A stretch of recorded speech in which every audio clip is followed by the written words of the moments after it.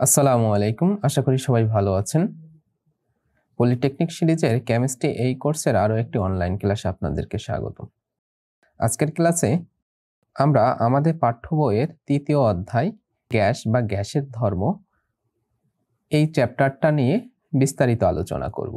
দেন আমরা এই আদর্শ গ্যাসের সূত্রগুলো দিয়ে কয়েকটি গাণিতিক সমস্যার সমাধান করব।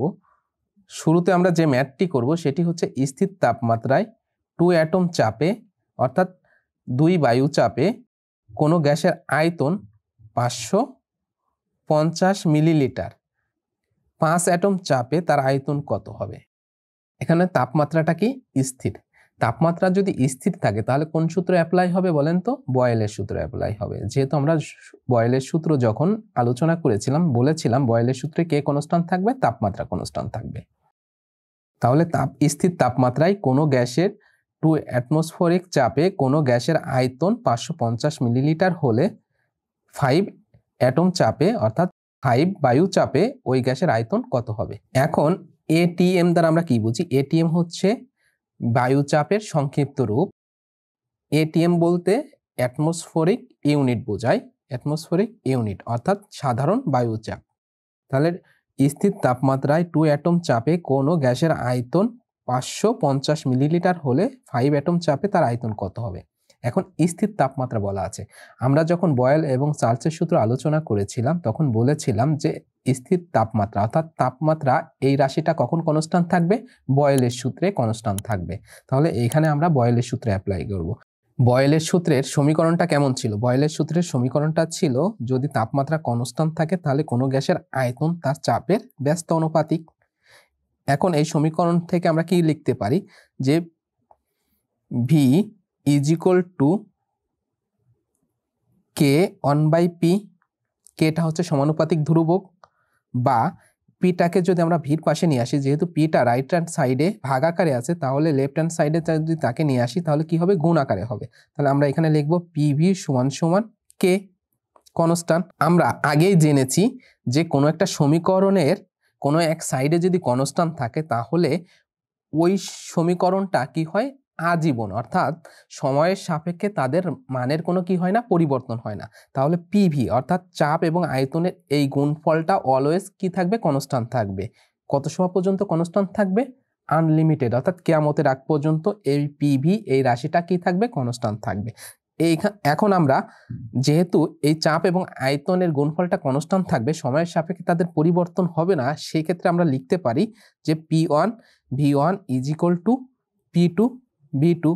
দেন আমরা লিখতে পারি এভাবে P3 V3 P4 V4 ইত্যাদি। কিন্তু আমাদের যেহেতু এখানে দুইটা স্টেপ আছে এই কারণে আমরা কি করেছি? দুইটা স্টেপ রেখেছি। সো আমরা তো সূত্রটা প্রমাণ করেছি যে আমাদের এই অঙ্ক করার ক্ষেত্রে সূত্রটি হবে হচ্ছে P1 V1 সমান P2 V2। দেন আমরা এই অধ্যায়ের অঙ্কগুলো যখন শুরু করব, কিভাবে শুরু করব? আমরা শুরুতে আমাদের কাছে যে ডাটাগুলো থাকবে অর্থাৎ প্রশ্নের ভিতরে যে ডাটাগুলো দেওয়া থাকবে সেই ডাটাগুলো আগে শুরুতে লিখে নিব। আমরা লিখি যে আমাদের কাছে কি কি দেওয়া আছে। গিভেন ডাটা আমাদের দেওয়া আছে স্থির তাপমাত্রায় 2 অ্যাটম চাপে। তাহলে আমাদের যেহেতু এটা শুরুতে বলা আছে এটি হবে আমাদের P1। তাহলে P1 সমান সমান লেখা আছে 2 অ্যাটমসফেরিক ইউনিট চাপে কোনো গ্যাসের আয়তন এত, চাপে কোনো গ্যাসের আয়তন এত। তাহলে এটা যদি P1 হয় অবশ্যই এটাও V1 হবে। V1 is equal to 550 millilitre. Then আমাদের পরবর্তীতে বলা আছে 5 অ্যাটমসফেরিক চাপে আয়তন কত হবে। দেন আমাদের P2 ইজ ইকুয়াল টু কত? 5 অ্যাটমসফেরিক ইউনিট। আমাদের আয়তনটা বের করতে হবে। তাহলে P2 তে আয়তন কত হবে? এখানে যেহেতু P2 দিয়েছে এটাও আমাদের কি করতে হবে? V2 দিতে হবে। V2 ইজ ইকুয়াল টু আমাদের বের করব। দেন আমরা এখন লিখব উই নো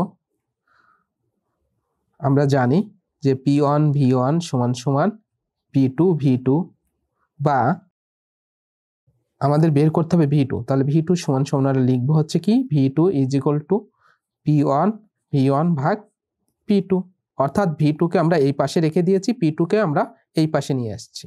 যেহেতু P2 এই পাশে গুণ আকারে আছে এই পাশে আসলে কি হবে? ভাগ আকারে হবে। এই কারণে এই P1 V1 এর সাথে P2 ভাগ হয়েছে। দেন এখন আমরা মানগুলো বসাবো। P1 এর মান হচ্ছে 2, V1 এর মান হচ্ছে 550, দেন আমাদের P2 এর মান হচ্ছে কত? 5। দেন আমাদের হবে 220 এত মিলিলিটার। যেহেতু আমাদের প্রথম আয়তনটা যে এককে আছে, দ্বিতীয় আয়তনটাও সেম এককে বের হবে। যেহেতু এখানে মিলিলিটারে আছে, এটাও কি হবে, মিলিলিটারে হবে, এত মিলিলিটার। এটি হচ্ছে আমাদের অ্যান্সার। আশা করি আপনারা বুঝতে পেরেছেন। দেন আমরা নেক্সট যে অঙ্কটি করব সেটি হচ্ছে 27 ডিগ্রি সেন্টিগ্রেড তাপমাত্রায় কোনো গ্যাসের আয়তন 1 লিটার, 50 ডিগ্রি সেন্টিগ্রেড তাপমাত্রায় আয়তন কত হবে? যেহেতু এখানে 27 ডিগ্রি সেন্টিগ্রেড তাপমাত্রায় কোনো গ্যাসের আয়তন 1 লিটার এবং 50 ডিগ্রি সেন্টিগ্রেড তাপমাত্রায় আয়তন কত হবে, চাপের কথা বলা নেই, এক্ষেত্রে আমাদের চাপকে স্থির ধরে নিতে হবে। অর্থাৎ চার্লসের সূত্র এখানে আমরা অ্যাপ্লাই করব। কি করব, চাপকে স্থির ধরে নেব। চার্লসের সূত্রটি কেমন ছিল? চার্লসের সূত্রটি ছিল ভি সমানুপাতিক টি, বা আমরা যদি এই সমানুপাতিক চিহ্নকে উঠাতে চাই তাহলে একটা কনস্ট্যান্ট নিতে হবে। এখানে কে কে কনস্ট্যান্ট হিসেবে আমরা ব্যবহার করছি, টি কে টির মতো রেখে দিয়েছি। এখন আমরা কি করব, টি কে ভির নিচে নিয়ে আসবো। তাহলে ভি ভাগ T is equal to K constant. যেহেতু আমরা পূর্বেই জেনেছি যে কোনো এক সাইডে যদি কনস্ট্যান্ট থাকে তাহলে বিপরীত সাইডের রাশিগুলো অলওয়েজ কি থাকে, স্থির থাকে। এখানে আমরা কি রাশি পেয়েছি, একটা অনুপাত পেয়েছি ভি ভাগ টি, অর্থাৎ এই অনুপাতটা অলওয়েজ কনস্ট্যান্ট থাকবে। এক্ষেত্রে আমরা লিখতে পারি ভি ওয়ান ভাগ T one is equal to V two ভাগ টি টু। দেন আমরা লিখতে পারি ভি থ্রি ভাগ টি থ্রি সমান সমান V four by T four ইত্যাদি। যেহেতু আমাদের দুইটা স্টেপ, এই কারণে আমরা কি করেছি, 2 পর্যন্ত রেখেছি। শুরুতে আমরা কি করব, আমাদের কাছে যে ডাটাগুলো দেওয়া আছে এই ডাটাগুলো লিখব। গিভেন ডাটা আমাদের দেওয়া আছে 27 ডিগ্রি সেন্টিগ্রেড তাপমাত্রায়, যেহেতু এটা শুরুতেও আছে, এটা হচ্ছে টি ওয়ান সমান সমান আমাদের দেওয়া আছে 27 ডিগ্রি সেন্টিগ্রেড। এই 27 ডিগ্রি সেন্টিগ্রেডকে আমাদের কেলভিনে রূপান্তর করে নিতে হবে। তাহলে 27 প্লাস হচ্ছে 273 ইজ ইকুয়াল টু কত, 300 কেলভিন। দেন আমাদের দেওয়া আছে কোনো গ্যাসের আয়তন 1 litre, V one is equal two কত, 1 লিটার। দেন আমাদের দেওয়া আছে 50 ডিগ্রি সেন্টিগ্রেড তাপমাত্রায় তার আয়তন কত হবে, টি টু ইজ ইকুয়াল টু আমাদের দেওয়া আছে 50 ডিগ্রি সেন্টিগ্রেড, 50 প্লাস হচ্ছে কত, 273। আমরা অলওয়েজ তাপমাত্রাকে কি করব, পরম এককে কনভার্ট করব। আর পরম এককে কনভার্ট করার জন্য আমাদের সেন্টিগ্রেড স্কেলকে কি করতে হবে, 273 সেন্টিগ্রেড স্কেলের সাথে যদি যোগ করি তাহলে ওই মানটা পরম এককে কনভার্ট হয়ে যাবে। তাহলে 50-এর সাথে আমরা 273 যোগ করেছি।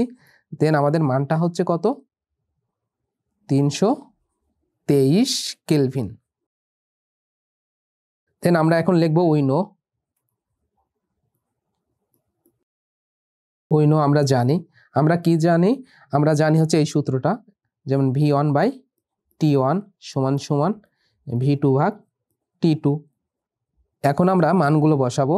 মানগুলো বসানোর ক্ষেত্রে ভি ওয়ান সমান সমান আমাদের দেওয়া আছে 1 লিটার, টি ওয়ান সমান সমান আছে 300 degree Kelvin is equal to V two. আমাদের ভি টু এই মানটা আমাদের বের করতে হবে। দেন আমরা এখানে ভি টু আমরা জানি না, টি টুর মানটা এখানে আমরা জানি 323। দেন আমরা এটা সমাধান করলে ভি টুর মান পাবো, এটা ক্যালকুলেশন করলে আমরা ভি টুর মান পাবো 1.0766 এত লিটার। এটি হচ্ছে আমাদের অ্যান্সার। আশা করি আপনারা বুঝতে পেরেছেন। এই টাইপের যদি কোনো অঙ্ক থাকে আপনারা সহজে সমাধান করতে পারবেন। দেন আমরা নেক্সট যে অঙ্কটি করব সেটি হচ্ছে 16.5 ডিগ্রি সেন্টিগ্রেড তাপমাত্রা এবং 1470 মিলিমিটার চাপে কত আয়তনের নাইট্রোজেন আদর্শ অবস্থায় 1 লিটার হবে। এখন আমাদের বুঝতে হবে যে 16.5 ডিগ্রি সেন্টিগ্রেড তাপমাত্রা এবং চাপ দেওয়া আছে, চাপ কত, 1470 মিলিমিটার চাপে কত আয়তনের নাইট্রোজেন আদর্শ অবস্থায় 1 লিটার হবে। আমাদের তাপমাত্রাও দেওয়া আছে, চাপও দেওয়া আছে, আবার বলা আছে আদর্শ অবস্থায় 1 লিটার হবে। আদর্শ অবস্থা অর্থাৎ কি, এনটিপি। এই এনটিপি বা এসটিপিতে কি ছিল, টেম্পারেচার অ্যান্ড প্রেশার। তাহলে আদর্শ অবস্থায় টেম্পারেচার এবং প্রেশারের মান কত, আমাদের ওই জিনিসটা এখানে লিখতে হবে। যেহেতু আদর্শ অবস্থা বলা আছে, এই আদর্শ অবস্থায় যেহেতু আমরা পড়েছি যে আদর্শ অবস্থায় টেম্পারেচারের একটা মান আছে এবং প্রেশারের একটা মান আছে।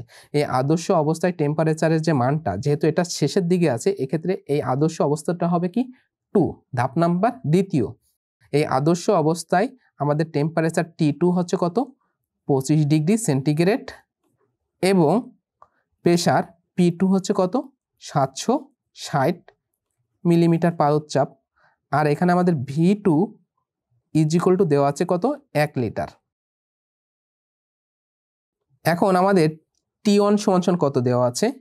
T1 = দেওয়া আছে 16.5°C এবং P1 = দেওয়া আছে 1470 এত মিলিমিটার। যেহেতু মিলিমিটার আছে অবশ্যই এটা পারদ-চাপ। কত আয়তনের এবং আমাদের এটা কি করতে হবে? আয়তনটা বের করতে হবে, তো V1 বের করতে হবে। এখন আমরা এই অঙ্কটার মধ্যে কোন সূত্র অ্যাপ্লাই করলে অঙ্কটা সমাধান করতে পারবো এটি বোঝার বিষয়। আমাদের যদি কোনো একটা অঙ্কের ভিতরে ডাটা দেওয়া থাকে, তাপমাত্রা, চাপ এবং আয়তন তিনটা রাশিরই মান দেওয়া থাকে, তখন অবশ্যই আমাদের দুইটা সূত্র অ্যাপ্লাই করতে পারবো। একটা হচ্ছে আমাদের আদর্শ গ্যাসের সূত্র PV = nRT, অথবা আমরা বয়েল এবং চার্লসের যে সমন্বয় সূত্র প্রমাণ করেছিলাম P1 V1 ভাগ T1 = P2 V2 ভাগ T2, এই সূত্রটা অ্যাপ্লাই করব। এখন এখানে আদর্শ গ্যাসের সূত্র হবে নাকি বয়েল এবং চার্লসের সমন্বয় সূত্র হবে? অবশ্যই বয়েল এবং চার্লসের সমন্বয় সূত্র হবে। কেন? এখানে আমাদের তাপমাত্রা, চাপ এবং আয়তনের দুইটা ধাপ পাচ্ছি। যেহেতু ধাপ সংখ্যা 1-এর অধিক, সেক্ষেত্রে আমাদের অবশ্যই বয়েল এবং চার্লসের সমন্বয় সূত্র ব্যবহার করব। যদি এখানে ধাপ সংখ্যা একটাই হতো তাহলে আমরা আদর্শ গ্যাসের মূল সূত্র অ্যাপ্লাই করতাম। যেহেতু এখানে আমাদের ধাপ সংখ্যা প্রথম এবং দ্বিতীয় অর্থাৎ দুইটা ভাগে বিভক্ত আছে, এই ক্ষেত্রে আমরা কি করব? বয়েল এবং চার্লসের সমন্বয় সূত্র ব্যবহার করব।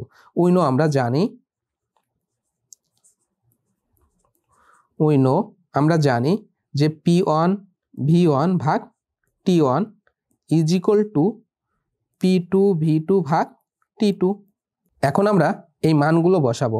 মানগুলো বসানোর ক্ষেত্রে কি করব? P1 এর মান আগে শুরুতে বসাবো, যেহেতু এখানে P1 আছে। P1 = দেওয়া আছে 1470 ইন্টু V1। V1 এর মানটা আমাদের বের করতে হবে। V1 আমরা এখানে V1 আকারে রেখে দিলাম। T1 এর মানটা দেওয়া আছে কত? 16.5। দেন আমাদের দেওয়া আছে P2 এর মান 760 মিলিমিটার পারদ-চাপ ইন্টু V2 দেওয়া আছে আমাদের 1 লিটার, আমরা 1 লিটার ব্যবহার করলাম। আর T2 দেওয়া আছে আমাদের 25°C। এখন আমরা এখানে তাপমাত্রাকে কি করেছি? সেন্টিগ্রেড স্কেলে রেখেছি। অবশ্যই সেন্টিগ্রেড স্কেলে এখানে রাখা যাবে না। কেন রাখা যাবে না?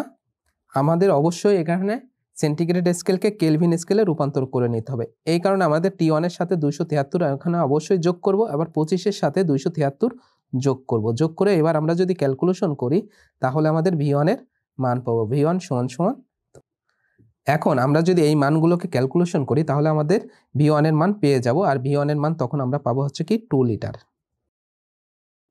এটি হচ্ছে আমাদের অ্যান্সার। সবাইকে ধন্যবাদ জানিয়ে আজকের ক্লাস এখানে শেষ করছি। আমাদের এই অধ্যায়ের উপর বাকি টপিকসগুলো নিয়ে আমরা পরবর্তী ক্লাসে আলোচনা করব।